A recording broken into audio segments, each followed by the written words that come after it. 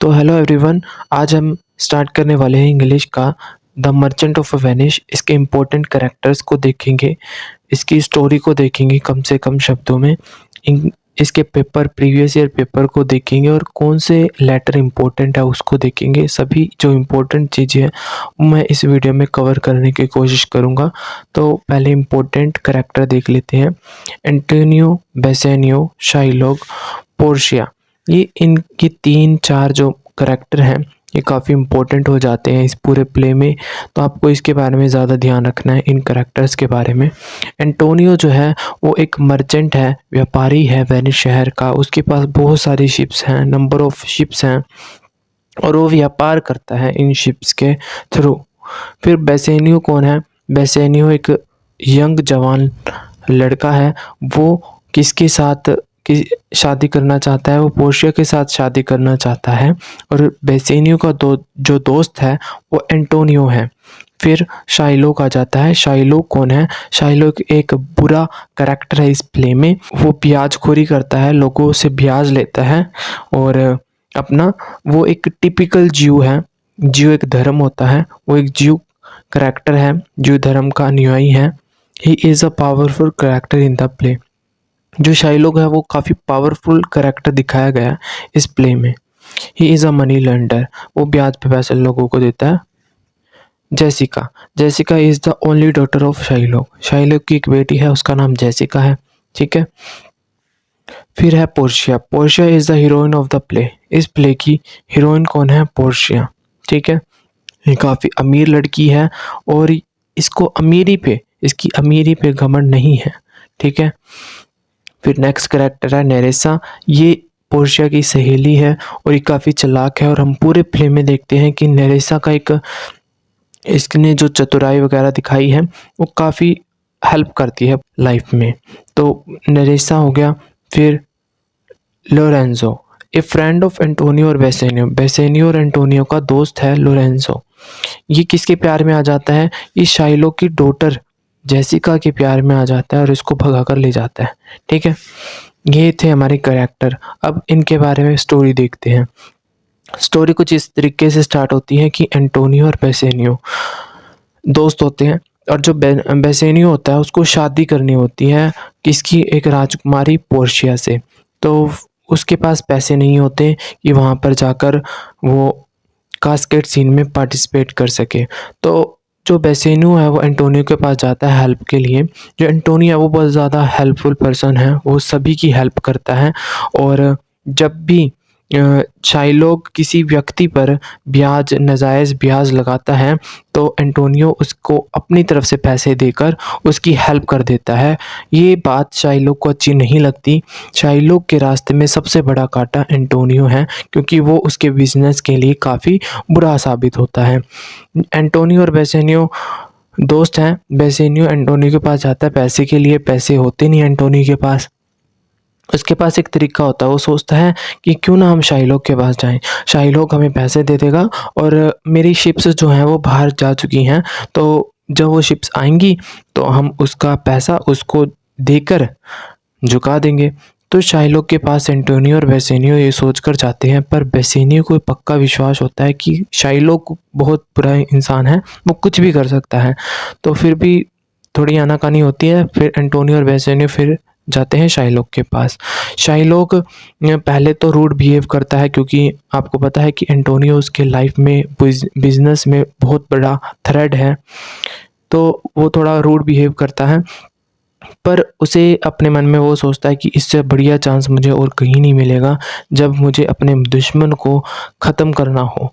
तो वो एक बॉन्ड तैयार करता है। वो कहता है मैं पैसे तो दे दूँगा, ठीक है, पैसे तो मैं दे दूँगा पर तुम्हें एक बॉन्ड पर साइन करना होगा।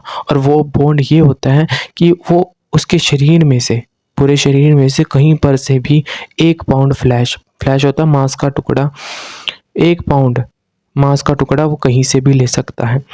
तो एंटोनियो और बेसेनियो के बीच में थोड़ी आनाकानी होती है पर वो मान जाते हैं। वो सोचते हैं हमारी शिप तो बाहर जा रही है तो आएगी वो शिप, तो हम उसको जो भी माल आएगा, लोड होएगा, जिसके थ्रू पैसा आएगा हम उसको शाइलोक को दे देंगे और बस ख़त्म। तो वो एंटोनियो मान जाता है, उसके बॉन्ड पर साइन कर देता है। फिर जो बेसिन्यू है वो पोर्शिया के पास जाता है शादी के प्रस्ताव के लिए। उसके पिता ने एक शर्त रखी होती है, उस शर्त में 3 कास्केट्स होती हैं, एक बॉक्स होता है कास्केट बॉक्स, एक गोल्ड की, एक सिल्वर की और एक लेड की। तीनों में से एक अंगूठी होती है, जिसमें भी वो अंगूठी होगी, अगर उस व्यक्ति ने किसी भी व्यक्ति ने उस अंगूठी को ढूँढ लिया तो वो पोर्शिया से शादी करेगा। लकीली जो बेस्टिनी होता है वो लेड की कास्केट को चूज़ कर लेता है और वो पोर्शिया के साथ विवाह कर लेता है। इसी बीच जो शाइलोक की जो डॉटर होती है वो भाग जाती है किसके साथ, लोरेंज़ो के साथ, और लोरेंज़ो किसका दोस्त है, एंटोनियो और बेसिन्यू का। तो शाइलोक को काफ़ी गुस्सा होता है इस बात का कि कैसे ये तो उसके दोस्त ही हैं एंटोनियो और बेसिन्यू के, और अपनी बेटी, उसकी बेटी जो है वो भाग चुकी होती है, तो काफ़ी उसका फ्रस्ट्रेशन होता है। तो वो क्या करता है, और उसका टाइम पीरियड जो एंटोनियो ने एक बॉन्ड पर साइन करा था उसका नज़दीक आने वाला होता है, तो वो जज के पास जाता है और केस कर देता है उन दोनों पे।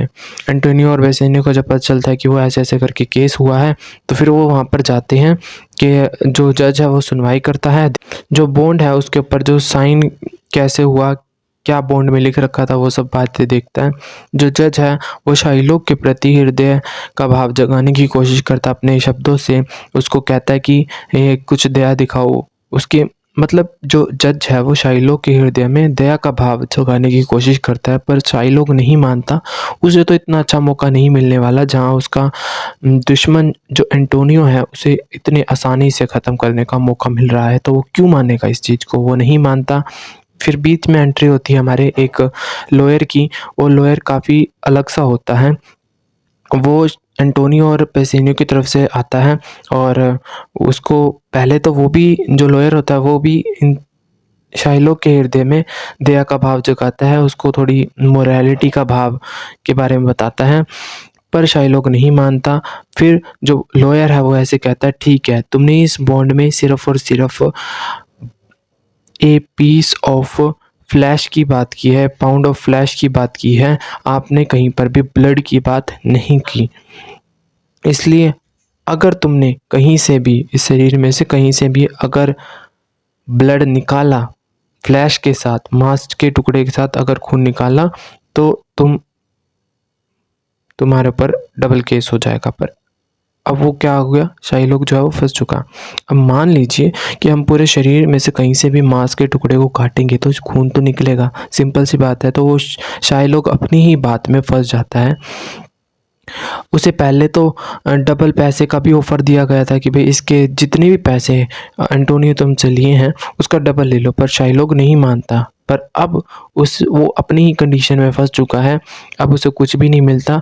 सज़ा के तौर पर जो जज है वो उसे उसके ज्यू धर्म से अलग कर देता है और क्रिश्चियन धर्म को अपनाने को कहता है, और जितनी भी संपत्ति शाइलोक की थी वो उसकी डॉटर जेसिका और एंटोनियो को दे दी जाती हैं। जब ये सीन चल रहा था, हो गया केस ख़त्म हो गया, सज़ा हो गई। अब एंटोनियो और बेसिन्यू उस लॉयर की हेल्प जो उन्होंने उसकी तरफ से आए थे और उसकी हेल्प करी थी उसको कुछ देना चाहते हैं। तो वो लॉयर वो है पहले ना करता है और फिर वो कहता है कि ये अंगूठी मुझे काफ़ी अच्छी लग रही है, ये अंगूठी दे दो।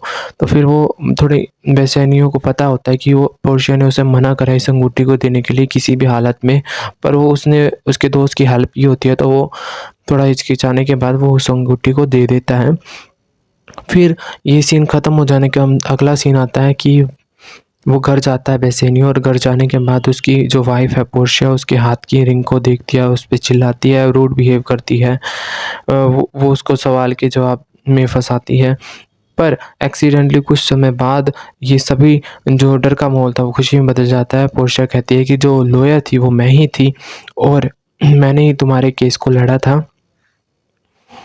तो ये सभी बातें होती हैं, ये सभी एंडिंग अच्छी हो जाती है इसमें आखिरी में।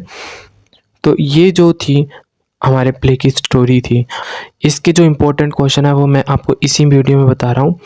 The Merchant of Venice as a tragic comedy काफ़ी इम्पोर्टेंट है। एंटोनियो का करैक्टर, बेसिन्यू का करैक्टर और शाइलोक का करैक्टर और पोर्शिया का, ये करने हैं, ये ज़रूरी है बहुत ज़्यादा। और इसमें एक कास्केट सीन के बारे में है जिसमें 3 बॉक्स होते हैं और गोल्ड, सिल्वर, लेड, ये वाले में ये इम्पोर्टेंट है क्वेश्चन। तो मैंने आपको ये बताए हैं कि कौन-कौन से इम्पोर्टेंट क्वेश्चन हैं, आपको देखने को ज़रूर मिलेंगे और ये जो प्रीवियस ईयर क्वेश्चन आए हैं, इसको एक बार पढ़ लेना। फिर फोर्थ जो है वो नोट है फॉर लिटरेरी टर्म्स पर। ये लिटरेरी टर्म्स में सबसे इम्पोर्टेंट है प्लॉट, ठीक है। और ये प्लॉट का एग्जांपल यही है मर्चेंट ऑफ वेनिस, ये भी एक प्लॉट ही है। तो इन सभी को आपने ज़रूर करना है जो इसमें आ रहे हैं। उसके बाद की वन वर्ड सब्सक्रिप्शन, ये आपकी गाइड में है और जहाँ पर भी ये गाइड में है वो इम्पोर्टेंट वही हैं जो प्रीवियस ईयर हैं, जिनके ऊपर लिख रखा है कि 2025-24 या फिर 23-24 ज़्यादा बार आए। उन 7th पे देखते हैं लेटर राइटिंग। लेटर राइटिंग में आपको ये 2 करने हैं और जितने भी लेटर हैं वो शायद मैं आपको इसी वीडियो में लास्ट में एक फ़ोटो सेंड करूँ। 7 या 6 हैं मेरे ख्याल से लेटर, उनमें से बाहर नहीं आएंगे, ठीक है, वो कर लेना। और ये है कि एक आपको पैराग्राफ दिया जाएगा और इसमें आपको कई बार तो आ जाता है कि इसका मोरल क्या है, टाइटल क्या है। तो टाइटल और मोरल के लिए एक ट्रिक है, ध्यान से सुनना इस बात को, कि फर्स्ट और एंड में इसका टाइटल और मिल जाता है तकरीबन। आपको ये अच्छे से पढ़ना है 2-3 बार और फिर टाइटल पूछा जाए तो टाइटल बता देना। आई होप आपको ये वीडियो अच्छी लगी होगी। पेपर से पहले इम्पोर्टेंट वीडियो वगैरह डालते रहते हैं, तो हमारे चैनल को सब्सक्राइब भी कर लेना ताकि आपको कोई भी इंफॉर्मेशन हो आप उससे दूर ना रहें, आपको सबसे पहले वो पता चल जाए। Thank you.